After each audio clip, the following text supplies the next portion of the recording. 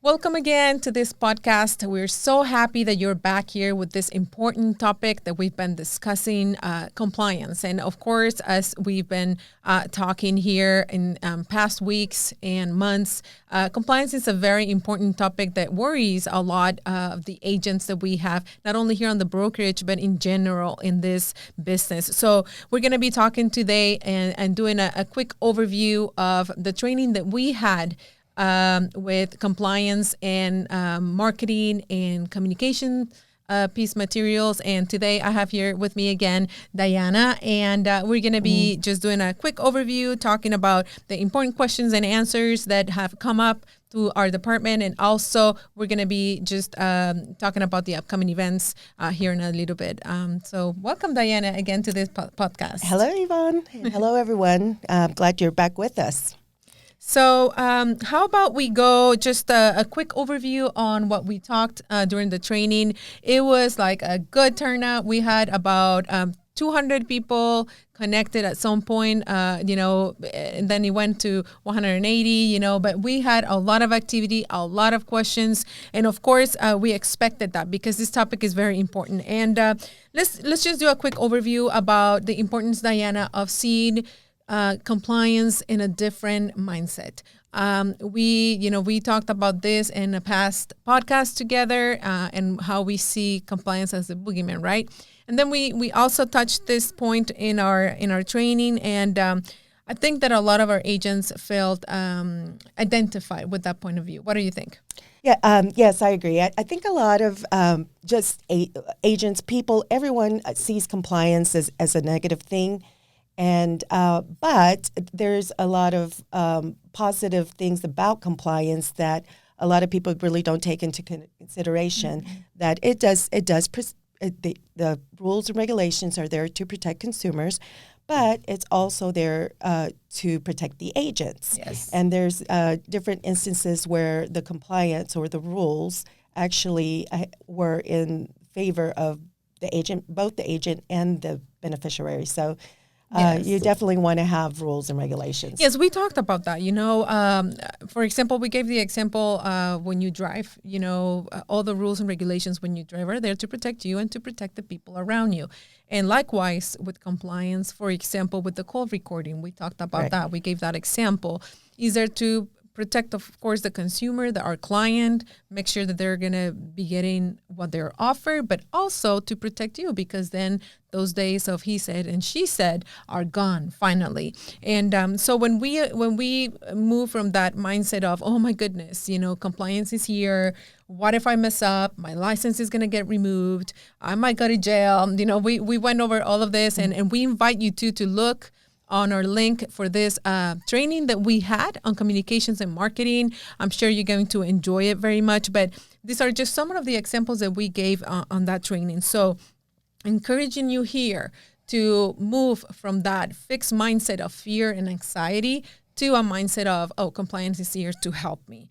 And we also talk about very quickly the definition of compliance, and we gave an example of the practice of obeying a law, a rule, or a request. And we chose this one because of the practice. What do you think, Diana? Well, yes.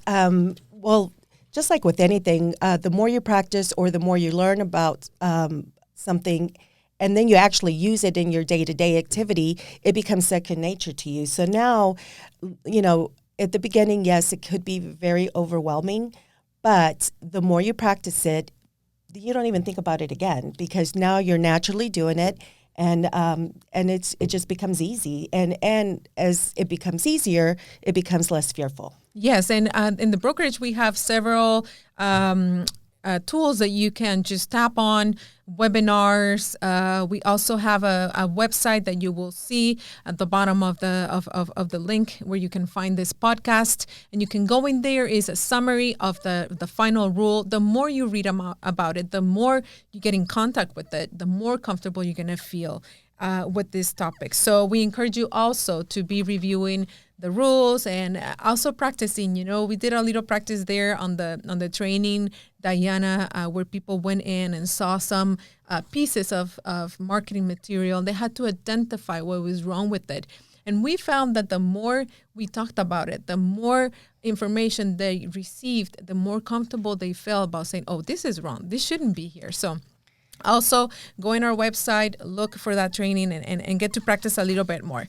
Another thing that we talked about, Diana, is the goal that CMS has with all these rules and all these guidelines. And maybe you can just read for us straight out of CMS. What is their goal?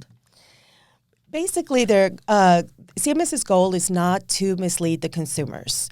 So they just want to make sure that whenever they are being presented with possible options for their medical care, that whoever's presenting this is going to be as transparent as possible. Mm-hmm. And so that's what the goal is to be transparent and to not mislead. Not mislead. And we also talked about this in the training. We gave some examples, when you buy something online, expectations versus reality. You see a beautiful dress and then and then what you get is like something just. And we all hate that, when you go to a store and you see an item, tagged with a discount, you expect to get that discount when you get to the register. So the same way, we as clients don't want to be misled. We don't want our clients to be misled or confused, or for them to feel that they lose trust on us because we're telling them something and we're offering something and we're getting them something at the end that is not what they signed up for. So that is the goal for CMS. And if you keep that in mind, then all of your material pieces, all your communications, your events, the way you do selling should also go through that definition of not misleading. Right. And then so if you stay to that rule or that concept, then everything else just kind of falls in place. I think you'll answer your own questions most of the time. Yes, definitely. Okay, so how about we do a little summary of the difference between marketing and communication when we talk about our material going out. If we could do a short summarized definition and the difference between the both of them, how could we describe this to our agents? Okay, so communication and marketing. Marketing has content and intent. Mm-hmm. So basically, if you intend to draw a consumer's attention to a plans, anything that's going to lead them from wherever they currently are into something different, or and then communications is basically, if you think of more like education, so it's not like you're trying to steer them in one direction or the other, but maybe you're just providing like something like education, like maybe how to contact you.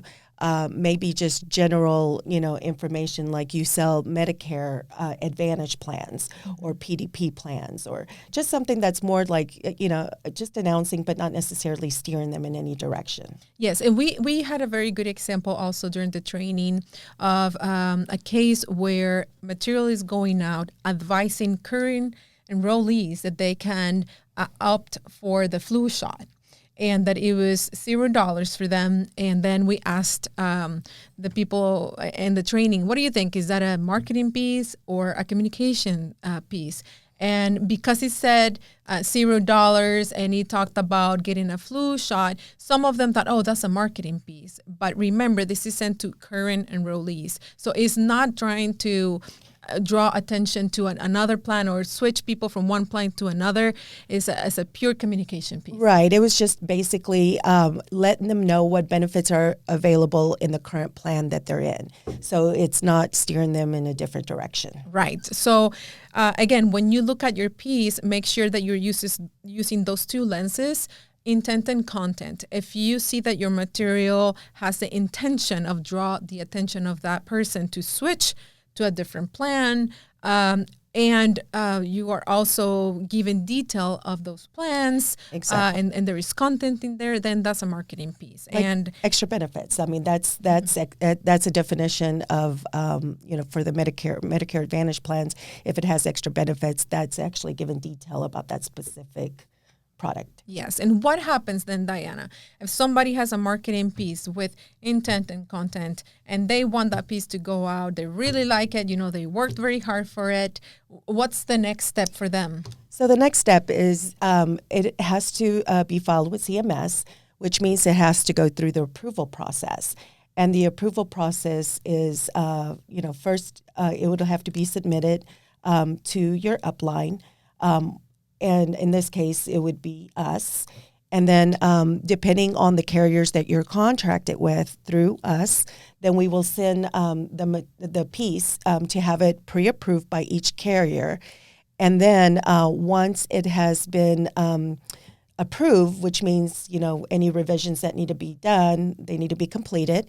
And then we submit it into CMS, and then they go in on the back end, and then because they've already reviewed it, they opt in, which means that gives you permission to market their products with this piece. Now, it can get a little complicated because when you talk about going to the carriers, the interpretation for different rules can change from carrier to carrier.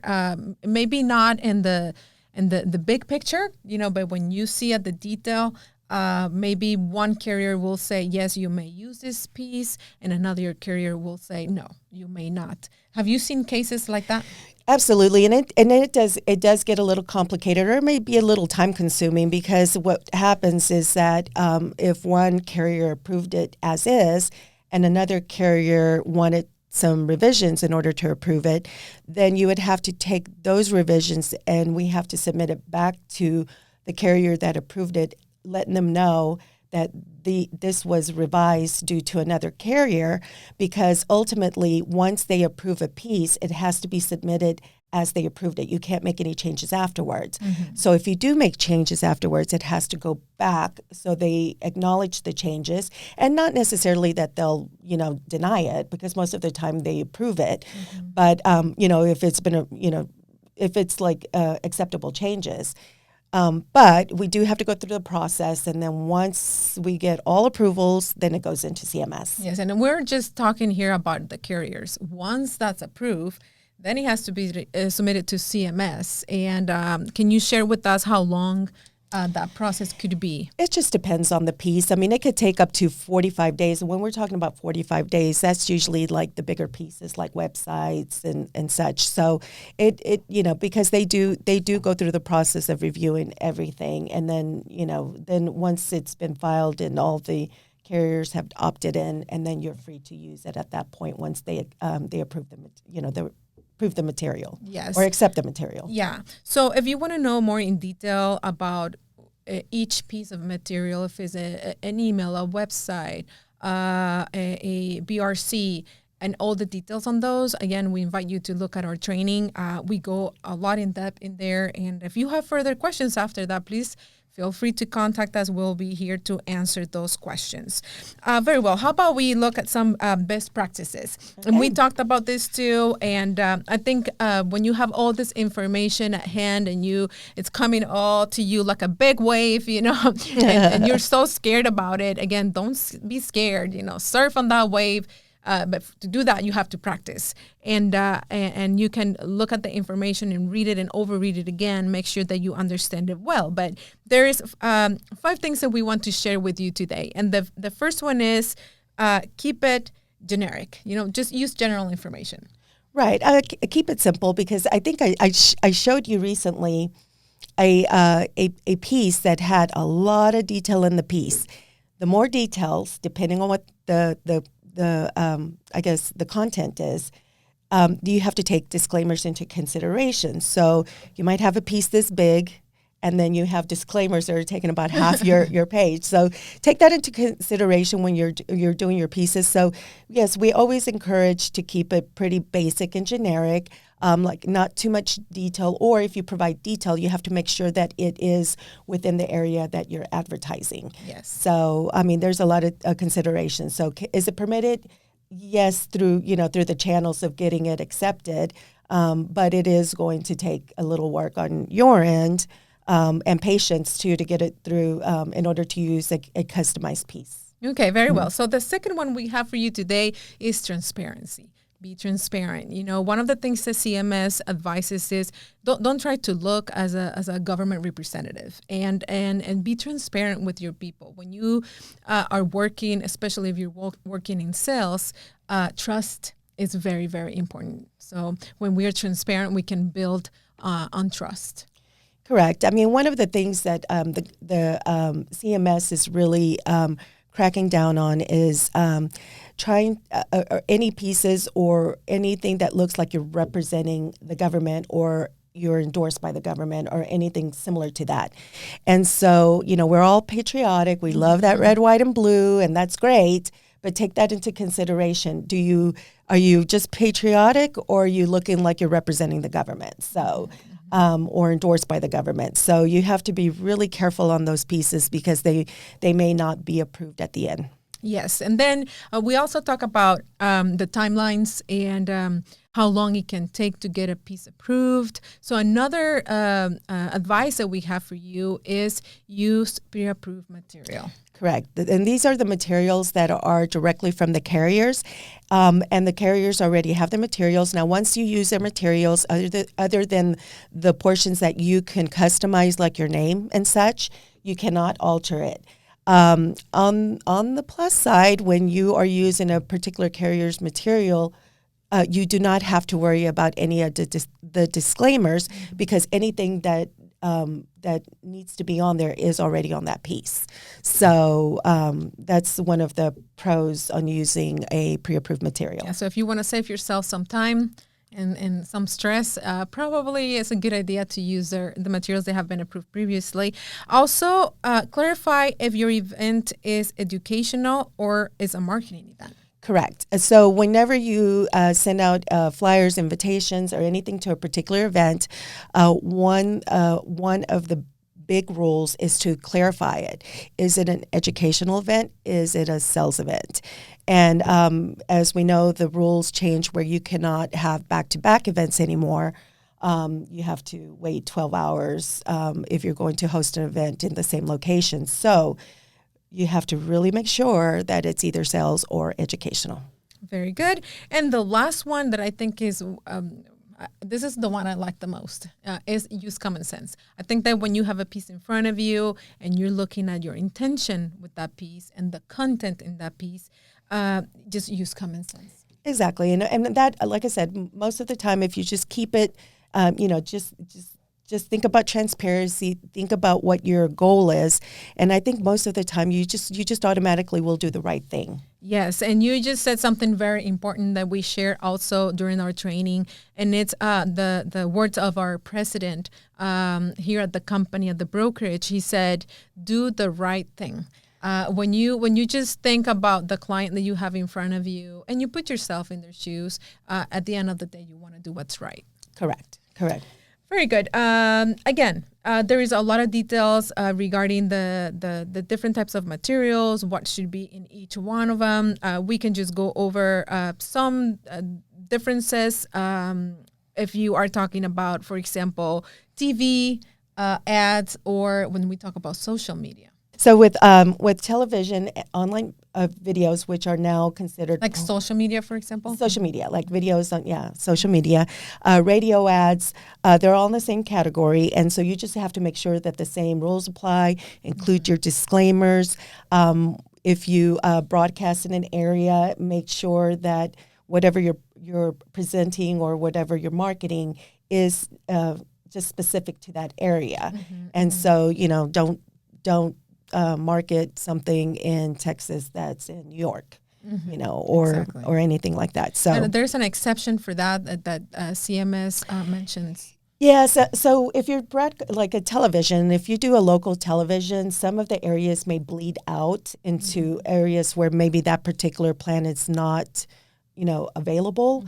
But that's okay because you can't really control where the local television broadcasts. So, but again, just make sure that it's in that general area. Reasonable. Yeah, reasonable. Don't go like, 500, 600 miles away. Two states across. No, don't do that.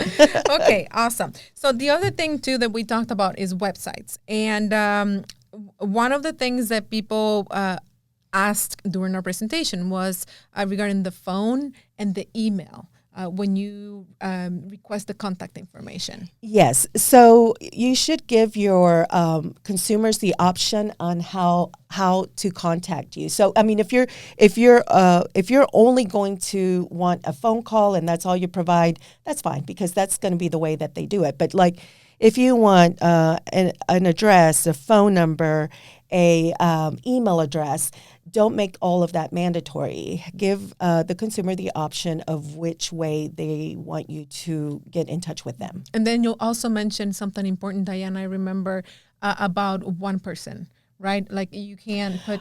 Yes. Don't ask for, say, other people in the household, like say a spouse or anything, like where you. Because each permission to contact is for that specific person. Do not do it for like two people at once. Okay, very good. All right, how about we go into the disclaimers? We talked about the disclaimers, and that's a question that came up even after our training, and we want to go a little bit in depth here and just clarify some things about the use of the disclaimers and what should they say. Right. So we do have there are several disclaimers, and it's going to depend on what your content is. But for this particular discussion, we're going to speak about the two main disclaimers that have to be displayed on marketing pieces. Mm-hmm. So the first one is the federal contracting statement. And so it is required on all marketing materials. There are exceptions: banners, banner-like advertisements, envelopes, outdoor advertisement, search ads, and text messages. You do not have to display on those. And we talked about the billboards too, right? Right. Billboards would be outdoor advertisements. Yeah, so, and something funny came up during the presentation because we said, please do not put the disclaimers on a billboard. That's kind of like a safety hazard, If you have to like stop and kind of read the billboard, it could be dangerous. But as long as your disclaimer is on the website that you are advertising in that billboard, then you're good. Right. Just have it on your homepage and you're covered. The second disclaimer is the famous TPMO disclaimer that started last year. And this one is basically letting the public know which plans, or that you do not represent every plan in the area, or if you do. So last year it was you just basically had to include the disclaimer if you didn't represent every plan in the area. Mm-hmm. This year they actually are requiring it whether you do or not. Mm-hmm. And the wording is going to be different depending on whether you do represent or you don't represent every plan in the area. So that also is supposed to be displayed on the websites, all marketing materials, including all print materials, television advertising. That means the definition of marketing. Mm-hmm. So the disclaimer must be conveyed verbally, if during a sales call, and it has to be done within the first minute of the call. Okay. So first minute of the call. You could do it electronically, in writing. It just depends on the method on how you are interacting with the beneficiary. Mm-hmm. So that's but you do have to have that disclaimer. Okay, so if you have further questions regarding the disclaimers that you should use depending on the marketing piece, again, feel free to contact us, and maybe you can share the email where they can send their questions. Yes, and also a lot of the carriers that you contract with, they actually have these disclaimers in their compliance sections. So, and it's all spelled out.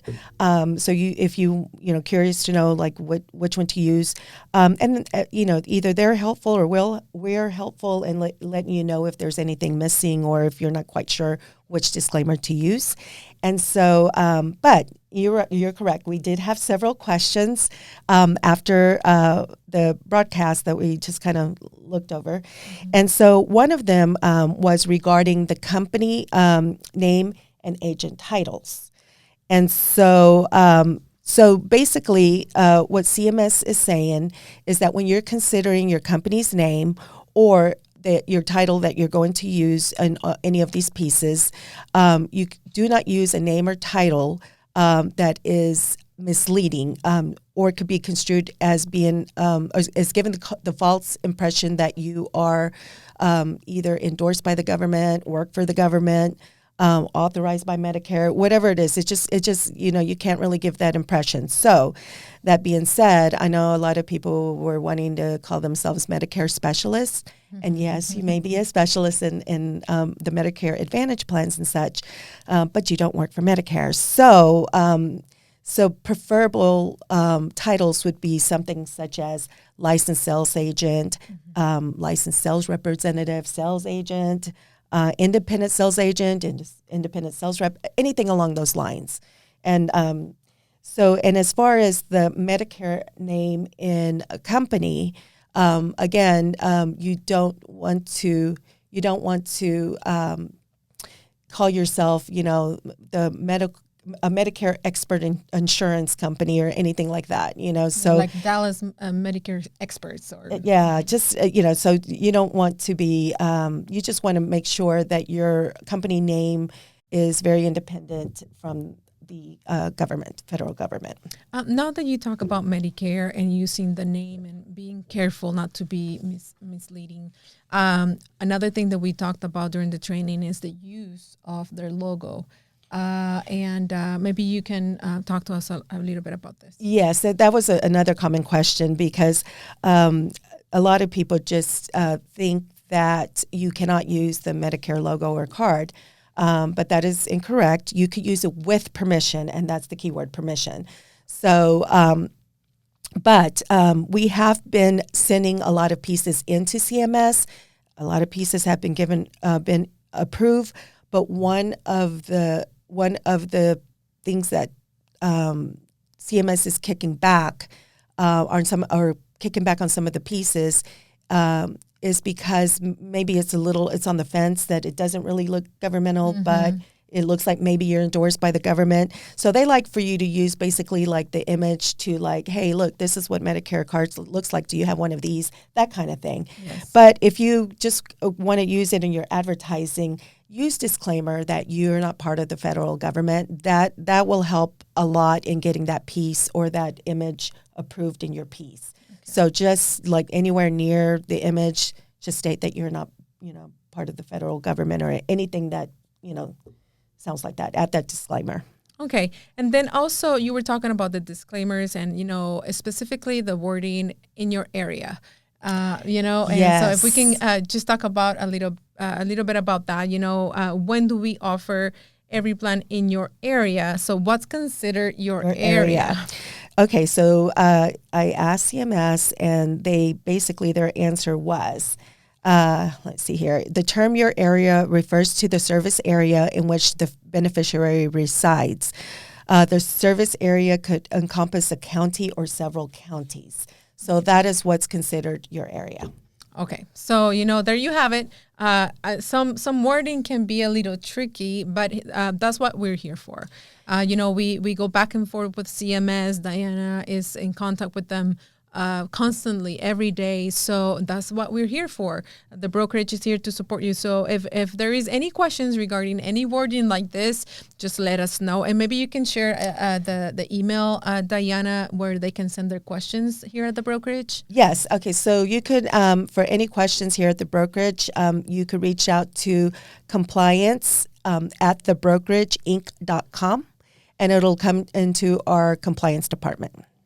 Very good. Another question that they have is that if the brokerage offers generic material. Yes, actually we do have some generic material. What I would suggest is just get in touch with your director or rep here at the brokerage, and they will steer you in the right direction as far as what materials we have available. And then also some agents were worried, what if they see something that is not compliant? Where can they go to if they can file a complaint?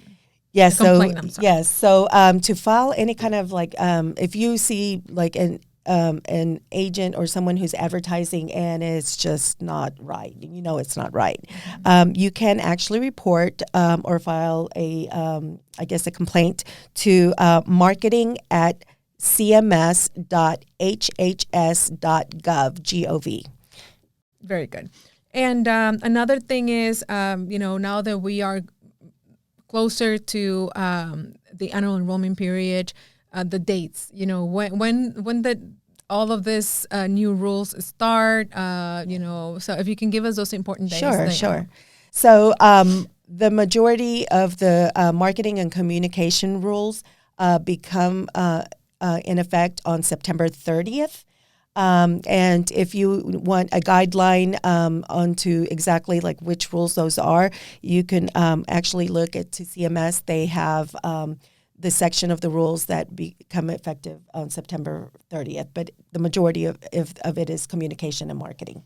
Okay, very good. So, again, a lot of the information that we've shared here today, you can find at the brokerage link. So if you have access to our brokerage link, go ahead and just look for all those webinars and all those trainings, and also just general information in our website that will give you more detail about this important topic. We will be holding another training, but now in the topic of events. So we don't want you to miss out on that one. It's going to be very, very detailed and also informative for you. You can look at our dates on the brokerage, also on our brokerage website on events. Just scroll down and you'll find the upcoming events, not only for compliance, but other also topics that might interest you. Awesome. So thank you so much, Diana, for that. And thank you for joining us today in this new podcast. We hope to see you again.